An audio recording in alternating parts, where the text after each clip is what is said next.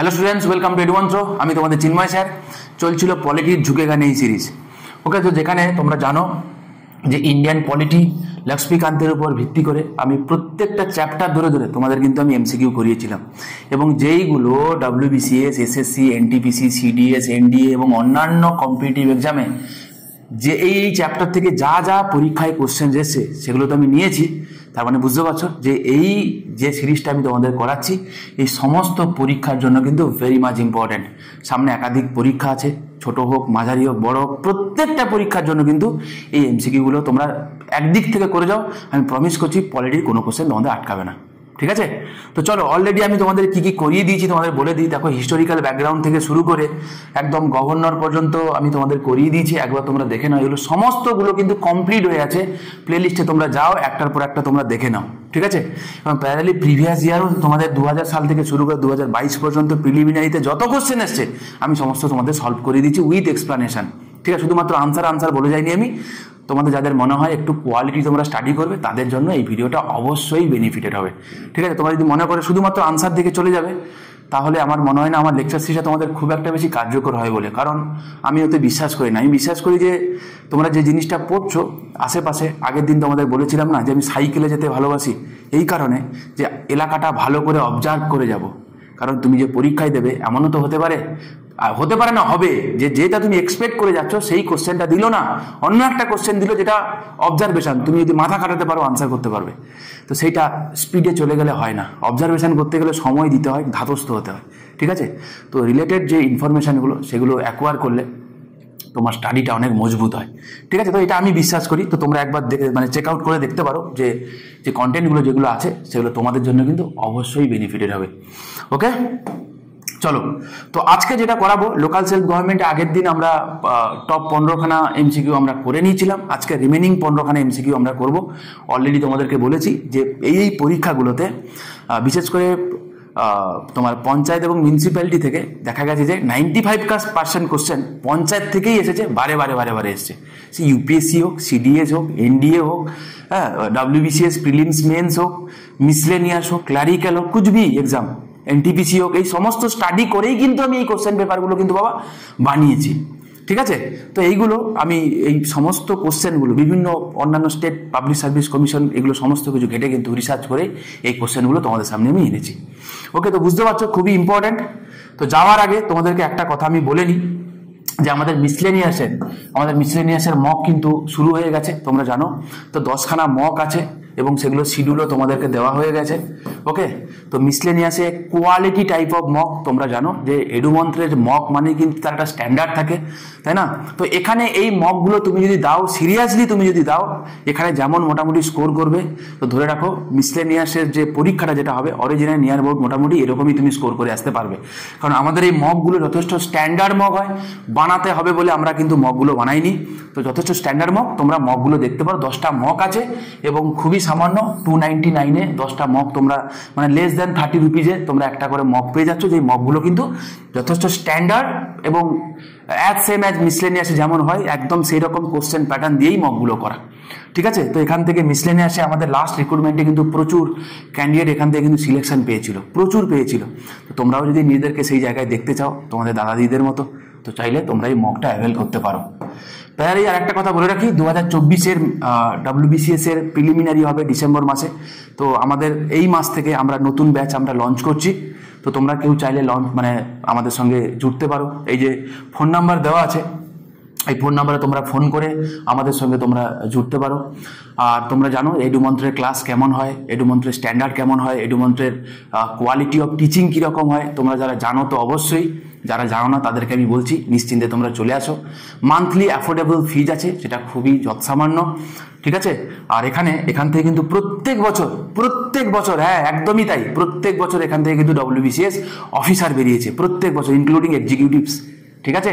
এটা আমাদের গর্ব। প্রত্যেক বছর তুমিও যদি তোমাদের মতো ওই জায়গায় তোমাকে দেখতে চাও তো আমাদের কন্টেন্টের উপর ভরসা রাখতে পারো, চলে আসো এডুমন্ত্র। ওটা এইটুকুনি বলবো। চলো শুরু করি। আগের দিন 15খানা করেছিলাম, নেক্সট দেখো 16 দাগ থেকে আমি শুরু করছি। The fundamental object of Panchayati Raj system is to ensure which among the following। তো বলছে পঞ্চায়েতি রাজ সিস্টেম যে আমরা করেছি তো এর ফান্ডামেন্টাল অবজেক্টটা কি, এটা কিন্তু আমরা আগের দিন পড়েছিলাম। কি বলেছিলাম বলো তো? ডেমোক্রেটিক ডিসেন্ট্রালাইজেশন বলেছিলাম কি না? বা বলেছিলাম যে এই যে আমাদের রিপ্রেজেন্টেটিভ ডেমোক্রেসি থেকে আমরা পার্টিসিপেটরি ডেমোক্রেসিতে যেতে চাই, বা যেতে চাই না, চলে গেছি অলরেডি। সারা পৃথিবীতে উদাহরণ কিন্তু খুব বেশি নেই, কিন্তু আমরা কিন্তু এই দিক থেকে দেখতে গেলে কিন্তু আমরা ধরে রাখো আমরা খুব পাথ ফাইন্ডার বলতে পারো, ঠিক আছে? কারণ এই যে থার্ড টায়ার অফ গভর্নমেন্ট পৃথিবীর কিন্তু তেমন কোনো দেশে নেই। ওকে, এটা আমাদের ইউনিক বলতে পারো। তাহলে বলে কি হবে? বলছে people's participation in development, political accountability, democratic decentralisation, financial mobilisation. কি হবে বলো? দেখো তাহলে এটা হবে কি? ডেমোক্রেটিক ডিসেন্ট্রালাইজেশন, মানে C will be the right answer. ঠিক, চলো পরবর্তী কোশ্চেন দেখি। আমি অলরেডি, তোমরা যারা এই ভিডিওটা প্রথম দেখছো তাদেরকে আমি বলছি, অলরেডি কিন্তু আমি আগের দিন আমি এর আগের 15টা কোশ্চেন আলোচনা করেছি, যেগুলো খুবই ইম্পর্টেন্ট। প্লিজ তোমরা সেটা একটুখানি দেখে নিও। A person can contest the panchayat election if he has attended the age of, দেখো এপিএসসি তে এসছে, অন্ধ্রপ্রদেশে, উত্তরাখণ্ডে এসছে, এই পরীক্ষাটা এসছে এবং অন্যান্য পরীক্ষাতেও এসছে। ওকে, কত হবে বলে আমি আগের দিন বলেছিলাম 21 বছর। ওকে, এজ রিলেটেড যে কটা কোশ্চেন আছে আমি তোমাদেরকে আর একবার না হয় বলে দিই না, আমি অলরেডি আগে তোমাদের বলেছি, আবার একবার বলে দিচ্ছি না, শুধু মাথায় রাখবে। এখানেই লেখা আছে, চলো 25 বছর, 30 বছর, 21 বছর, 18 বছর। দেখো 18 বছর বয়স হলে আমরা ভোট দিতে পারি, ঠিক আছে? ন্যাশনাল ভোটার্স ডে কবে? 25শে জানুয়ারি, এই তো 25শে জানুয়ারি ন্যাশনাল ভোটার্স ডে। তো 18 বছর বয়স হয়ে গেলেই আমরা ভোট দিতে পারি। তো একটা বয়স গায়েব হয়ে গেল, মুছে দাও। নেক্সট আছে 21 বছর বয়স। 21 বছর বয়স হলে কি না, পঞ্চায়েত এবং মিউনিসিপ্যালিটিতে ভোটে দাঁড়ানো যায়, ঠিক আছে? চলো, হয়ে গেল, গায়েব হয়ে গেল। নেক্সট 30, 25, এখানে আমি লিখলাম 30, আচ্ছা 25 থেকে শুরু করি, 25, 30 আর 35 এজ রিলেটেড এইগুলোই আছে, হ্যাঁ, ভুলিও না। 25 বছর বয়স হলে কি হয় মাথায় রাখবে, যেগুলো ডাইরেক্ট রিপ্রেজেন্টেটিভ যেগুলো হয় না, যারা ডাইরেক্ট রিপ্রেজেন্টেটিভ হয়, ডাইরেক্ট কারা হয়, সরাসরি ইলেকশনে কারা হয়, লোকসভার এমপি হয়, আর স্টেট লেজিসলেটিভ অ্যাসেম্বলির যারা এমএলএ হয়, সরাসরি আমরা ভোট দিই তো, ঠিক আছে? তাদের জন্য লাগে 25 বছর বয়স, ঠিক আছে? ইনডাইরেক্ট যদি হয়, যদি ইনডাইরেক্ট হয় তাহলে কি হবে? তাহলে হয়ে যাবে 30, মানে স্টেট লেজিসলেটিভ কাউন্সিল আর হচ্ছে কি রাজ্যসভা। ডাইরেক্ট হলে কি 25, ইনডাইরেক্ট হলে 30, ঠিক আছে? মাথায় রেখো। নেক্সট কিছু কথা তোমাদেরকে বলে রাখি। তাহলে 35 কার লাগে? 35 লাগে প্রেসিডেন্টের, ভাইস প্রেসিডেন্টের আর গভর্নরের, ঠিক আছে? প্রেসিডেন্টের, ভাইস প্রেসিডেন্টের আর গভর্নরের, এটা লাগে 35 বছর বয়স, মাথায় রেখো। এবারে তোমাদের সঙ্গে চালাকি করবে। কি করবে? চালাকি করবে। দেখো এখান থেকেই আর কি কি কোশ্চেন ডিরাইভ করা যায় একটু চোখ দিয়ে দেখে নাও। দেখো তোমাকে বলবে যে একজন মিনিস্টার হতে গেলে ন্যূনতম কত বছর বয়স লাগবে বলো? তাহলে মিনিস্টার হতে গেলে কি লাগে?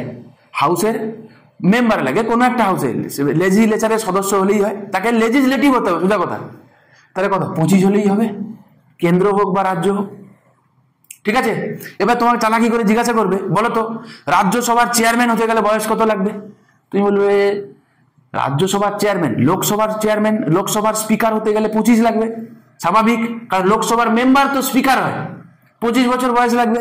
তাহলে রাজ্যসভার ক্ষেত্রেও বোধহয় 30 হবে। এই ভুলটি করে এসো না কেউ, এই ভুলটি কেউ করো না। আর্টিকেল 64 তোমরা ভুলে যাও, তখন কত বললাম?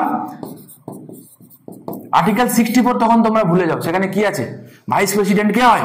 X officio chairman of Rajya Sabha, ঠিক কিনা? তাহলে ভাইস প্রেসিডেন্ট যদি x officio chairman of Rajya Sabha যদি হয়, তা তুমি আমাকে বলো রাজ্যসভার চেয়ারম্যান হতে গেলে বয়স কত লাগবে? 30 হবে? হবে না, না কত হবে?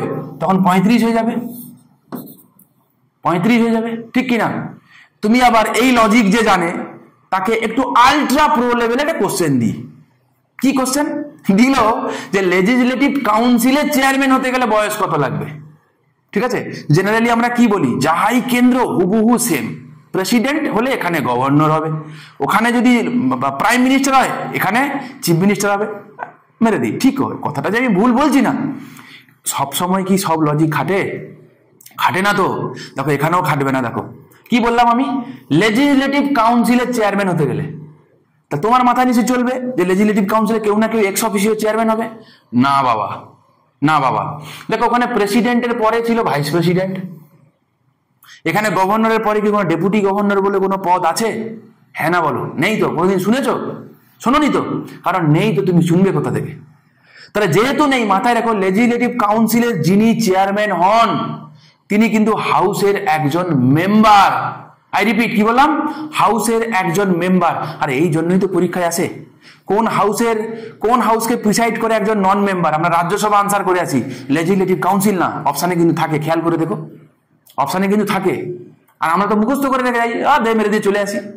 ঠিক আছে, আর কোন দিন যদি একটু এদিক ওদিক করে দেয় গন্ডগোল হয়ে যাবে। তো মাথায় রাখো লেজিসলেটিভ কাউন্সিলের যিনি চেয়ারম্যান হন তিনি কে না, তিনি হন ওই হাউসের একজন মেম্বার। তাহলে বলো লেজিসলেটিভ কাউন্সিলের মেম্বার হতে গেলে বয়স কত লাগে? 30। তাহলে লেজিসলেটিভ কাউন্সিলের চেয়ারম্যান হতে গেলে বয়স কত লাগবে? এক্স্যাক্টলি 30ই হবে। ঠিক আছে, তো মাথায় রাখো এই কয়েকটা কথা যেগুলো পরীক্ষার জন্য খুব ইম্পর্টেন্ট। ঘুরিয়ে ফিরিয়ে জানতে চায়, যা দেবে করে দেবে। ঠিক আছে, আর একটা চক্করে তোমরা কেউ পড়ো না, সেটা হচ্ছে 65 আর 62। ওকে, 65 আর 62। দেখো এই 65 বছরটা যায় শুধুমাত্র সুপ্রিম কোর্টের বিচারপতিদের ক্ষেত্রে, 62 যায় শুধুমাত্র হাইকোর্টের বিচারপতিদের ক্ষেত্রে। রিমেনিং যারা আছে না, ক্যাগ হয়ে গেল, ইলেকশন কমিশন হয়ে গেল, এদের আইদার অর কেস দেখবে, either 65 year or 6 year, which ever is earlier. ঠিক কিনা? আর স্টেটের ক্ষেত্রে 62 years, either 6 year or 62 year, which ever is earlier. এই ছোট ছোট কয়েকটা কথা মাথায় রেখো, ছোট ছোট কথা, কিন্তু এটা এখন অনেক বড় ইম্প্যাক্ট পড়ে। ঠিক আছে, চলো মাথায় রেখো। তাহলে আনসার কি হবে এখানে? 21 বছর বয়স হবে। ঠিক আছে, চলো next question. Panchayat in West Bengal are authorise to collect. তো বলছে পঞ্চায়েতগুলো কি কালেক্ট করে? যাওয়ার আগে দু একটা কথা বলি। যখন আমাদের পঞ্চায়েত যখন করা হয়, মানে 73rd কনস্টিটিউশন অ্যামেন্ডমেন্ট অ্যাক্ট যখন করা হয় না, রিলেটেড বেশ কিছু আমরা বডিও বানাই, কনস্টিটিউশনাল বডি। কি কি বানাই বলো তো?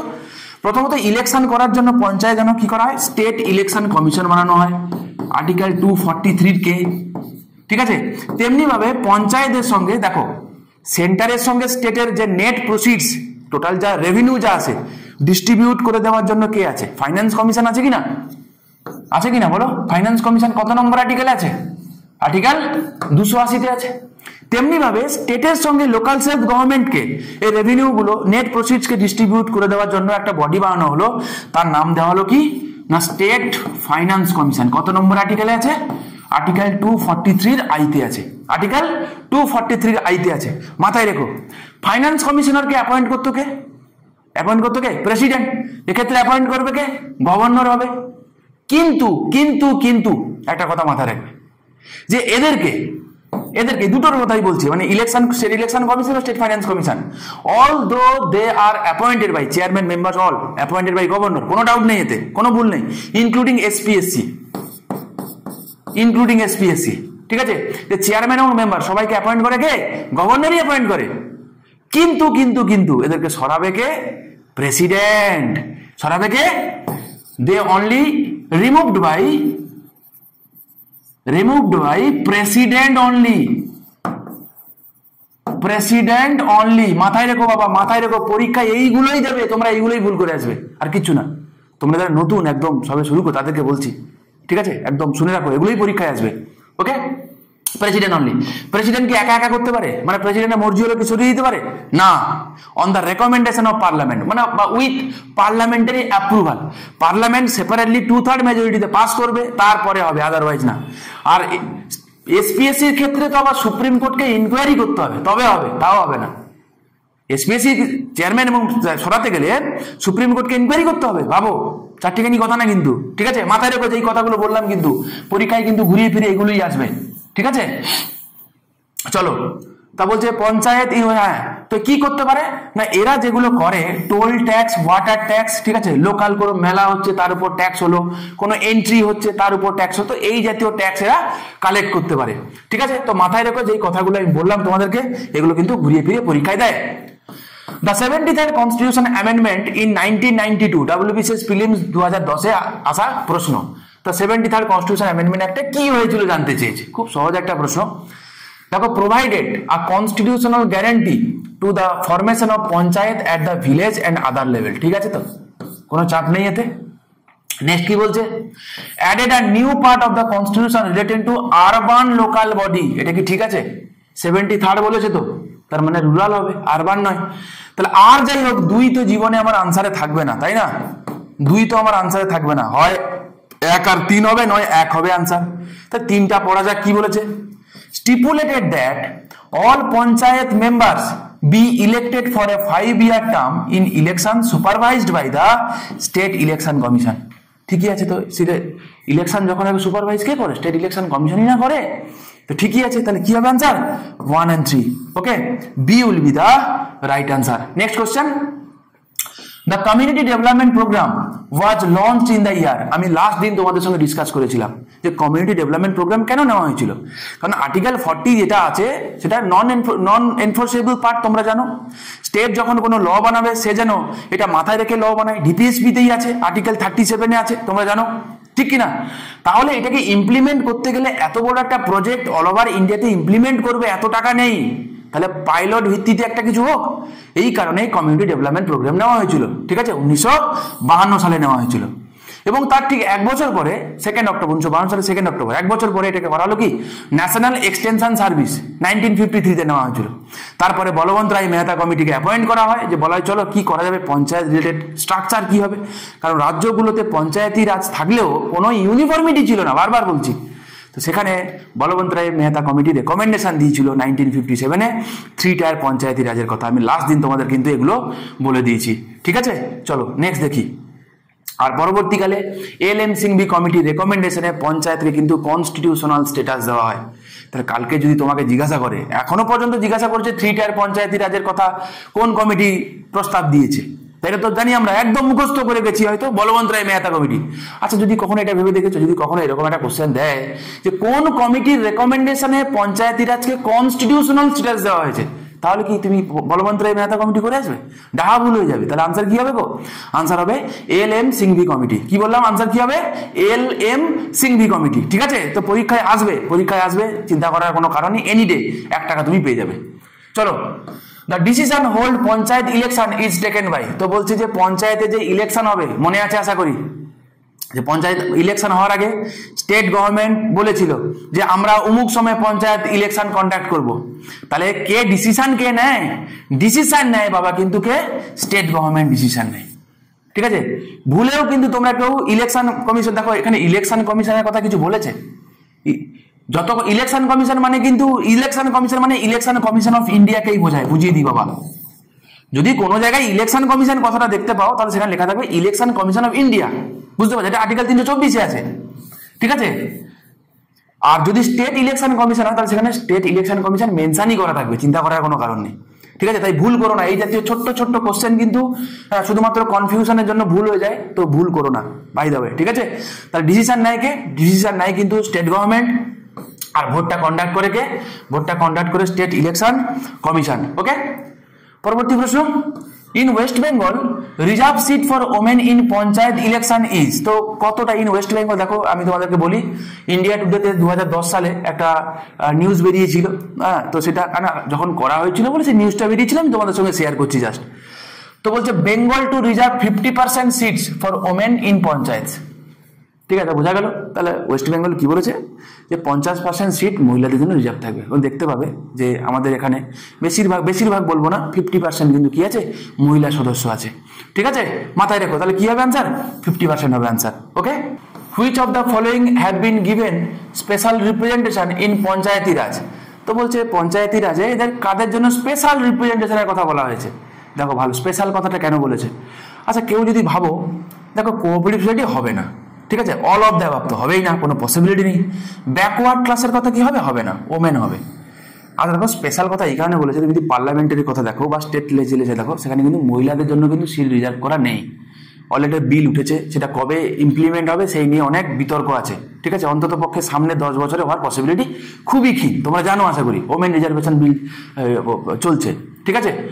তো স্পেশাল রিপ্রেজেন্টেশন অলরেডি কিন্তু পঞ্চায়েত স্তরে বা মিউনিসিপ্যালিটিতে আমাদের কিন্তু 1/3 সিট মহিলাদের জন্য রিজার্ভ থাকবে, এবং সেটা কিন্তু পাকাপোক্তভাবে করা আছে, মানে অ্যাটলিস্ট 1/3 তো থাকবেই থাকবে, ঠিক আছে। তো কি হবে? B will be the right answer. পরবর্তী প্রশ্ন, community development is organised on the basis of. তো বলেছিলাম কি, তাহলে কার পপুলেশন হবে? পপুলেশন বেশি কম নিয়ে কিছু বলেছিলাম, আমি বলেছিলাম কি কমিউনিটি মানে কি সব থেকে ছোট এলাকা, কমিউনিটি নিয়ে হয় একটা গ্রাম, গ্রামকে বলতে পারি। গ্রামকে নিয়ে হবে কি, অনেকগুলো গ্রামকে যদি আমি জড়ো করি, তা সেখান থেকে আস্তে আস্তে আস্তে ব্লকে যাব, ব্লক সাব ডিভিশন লেভেল, এরকম বড় করে আস্তে আস্তে বাড়বে। তাহলে এখানে বলা হয় কি, একদম তৃণমূল স্তরে, হ্যাঁ, আমি যদি কারো ডেভেলপ করতে পারি তাহলে অ্যাজ এ হোল সবার ডেভেলপ হবে। এটাই ছিল কমিউনিটি ডেভেলপমেন্টের মেন কথা। তোমরা ভিডিও করো, ভিডিও অফিসের কথা বলো, বাইরে গিয়ে দেখেছো কি লেখা থাকে? লেখা থাকে কমিউনিটি ডেভেলপ সমষ্টিগত উন্নয়ন আধিকারিক, লেখা থাকে কিনা, মানে কমিউনিটি ডেভেলপমেন্ট অফিসার, এই কারণে লেখা থাকে। দেখো বাইরে লেখা থাকে ব্লক ডেভেলপমেন্ট অফিসার, খুব ব্লক ডেভেলপমেন্ট অফিস খুব কম লেখা থাকে, পাবে না হয়তো, লেখা থাকে সমষ্টিগত উন্নয়ন আধিকারিক বা সমষ্টিগত উন্নয়ন অফিস। ঠিক আছে, তো মাথায় রেখো এই ছোট ছোট কথা। তো কি হবে answer? Community will be the right answer. Okay, next question. Balwant Rai Mehta committee was appointed. তো বলবন্ত রায় মেহতা কমিটিকে কেন অ্যাপয়েন্ট করা হয়েছিল জানতে চেয়েছে। To examine the community development project, obviously, তাই না? আমি অলরেডি তোমাদেরকে বলেছি যে দেখো 1952-তে ন্যাশনাল ডেভেলপমেন্ট প্রোগ্রাম হয়েছিল, ন্যাশনাল এক্সটেনশন সার্ভিস হয়েছিল, তার উপরে রেকমেন্ডেশন করার জন্য 1956-এ অ্যাপয়েন্ট করা হয়েছিল। 57-এ রেকমেন্ডেশন দিয়ে তখন বলে কি, যে 3 টায়ার পঞ্চায়েতি রাজের কথা বলে। ঠিক আছে, আবারও বলছি বাবা যে বলবন্ত রায় মেহতা কমিটির রেকমেন্ডেশনে কিন্তু পঞ্চায়েতকে কনস্টিটিউশনাল স্ট্যাটাস দেওয়া হয়নি। ঠিক আছে, তিনি 3 টায়ার পঞ্চায়েতি রাজের কথা প্রপোজাল দিয়েছিলেন। ঠিক আছে, এবং সেই প্রপোজালটার পরেও দেখা যাবে কি অনেক রাজ্যে 2 টায়ার ছিল, অনেক রাজ্যে 3 টায়ার ছিল, অনেক রাজ্যে 4 টায়ারও ছিল, কারণ এগুলো তো প্রপোজাল ছিল, কোনো কনস্টিটিউশনাল ভিত্তি ছিল না বিফোর 1992। বোঝা গেল? সেই 1992 সালে এসে আমরা কি করলাম না, পঞ্চায়েতকে আমরা কি করলাম, আমরা কনস্টিটিউশনাল স্ট্যাটাস দিলাম under part 9 of the Indian constitution. ঠিক আছে বাবা, মাথায় রেখো।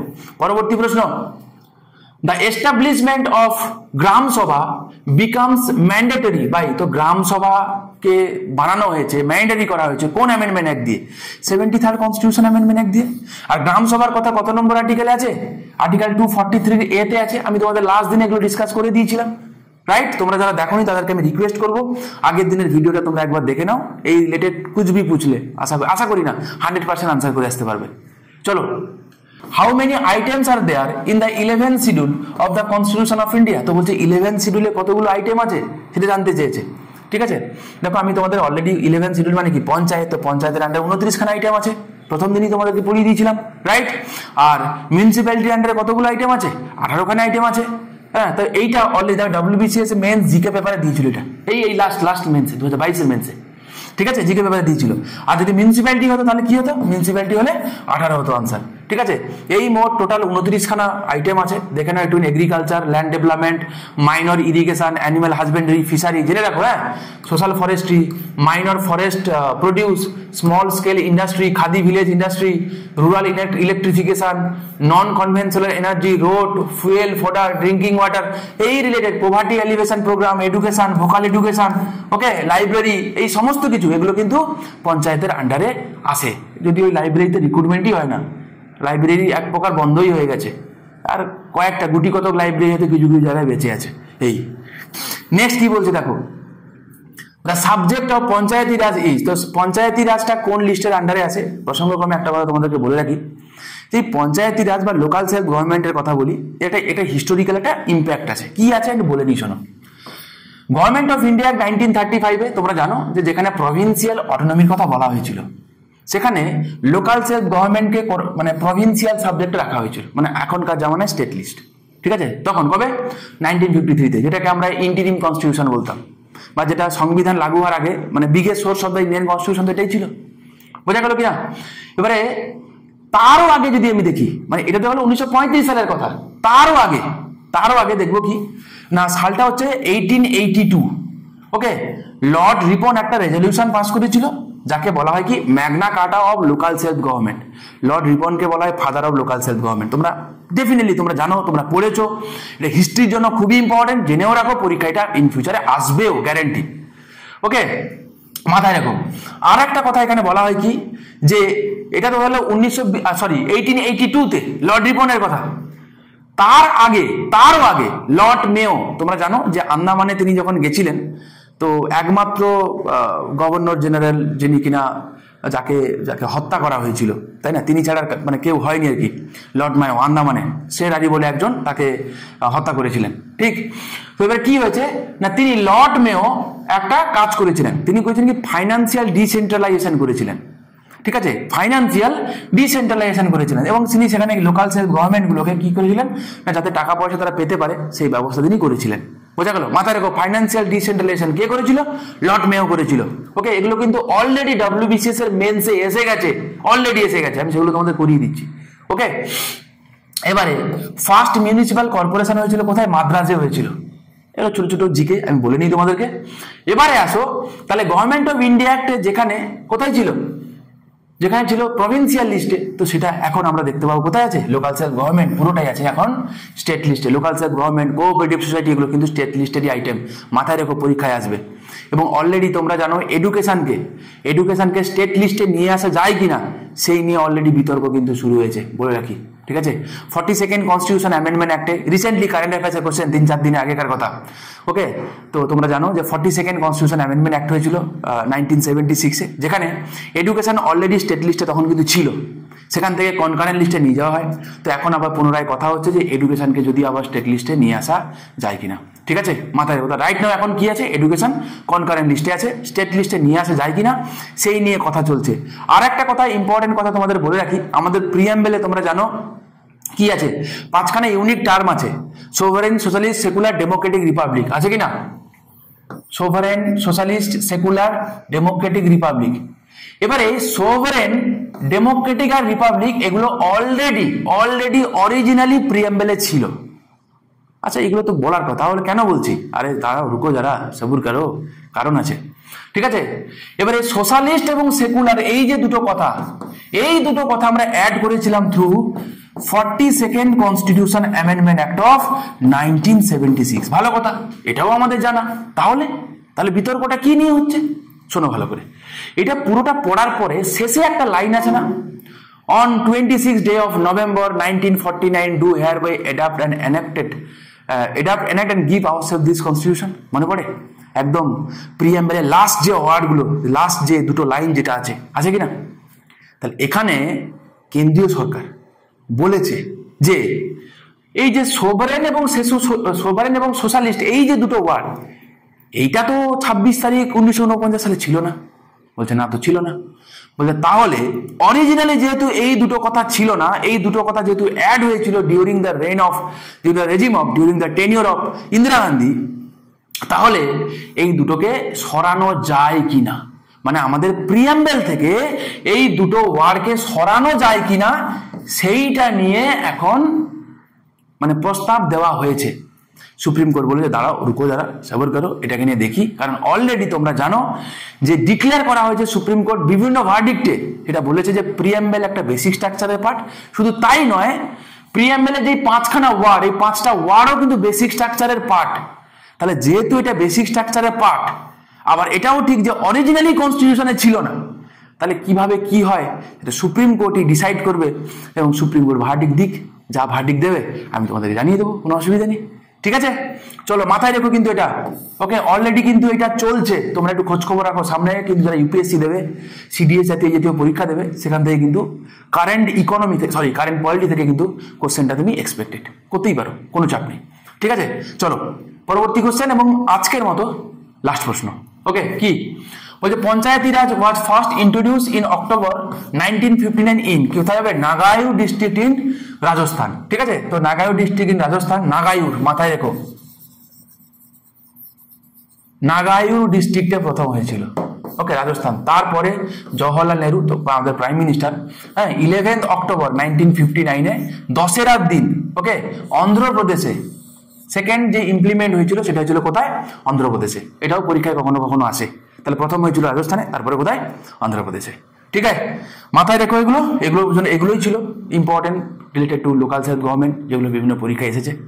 যদি তোমাদের ভালো লেগে থাকে, যদি তোমাদের মনে হয় যে হ্যাঁ মেহনত ঠিকঠাক তোমাদের জন্য করছি এবং এখান থেকে যেগুলো তোমাদের করাচ্ছি সেগুলো তোমাদের বেনিফিট করছে, ঠিক আছে, তোমাদের হেল্প হচ্ছে স্টাডিতে, তা তোমরা চাইলে লাইক করে যাও, একটু বন্ধুদের মধ্যে শেয়ার করো, আর কি একটু কমেন্ট করো, এই যা, ঠিক আছে।